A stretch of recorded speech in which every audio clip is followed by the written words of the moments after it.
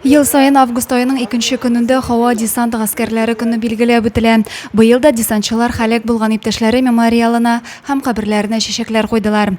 Быел һава десант гаскәрләре оешуга 72 ел тула. Район җитәкчелеге, хәрби комиссариат вәкилләре дә тәбрикләү сүзләре белән чыгыш ясады. В этот день я хочу вас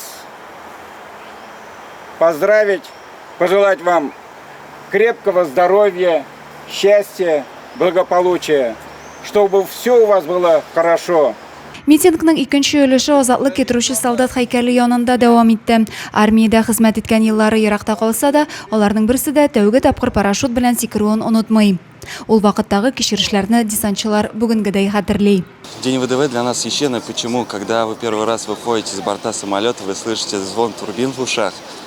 Это чувство переполняет вас очень сильно до глубины души, и оно неповторимо.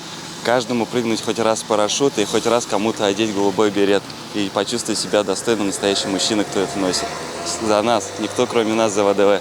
Для меня это большая гордость, потому что это семейный у меня праздник, у меня и также старший брат, десант. Это не описать словами, это надо пройти, увидеть, ощутить полностью. До ниточек, как говорится. Очрашуны дәвам итеп, зәңгәр беретлар һәйкәл янында истәлеккә фотога төштеләр. Хәрби бурычларын үтәгәндә гомерләре өзелгән десантчыларны 1 минут тынлык белән искә алып, һәйкәлгә чәчәкләр салдылар. Адилә Бирханова, Денис Ипатов, Зей хәбәрләре.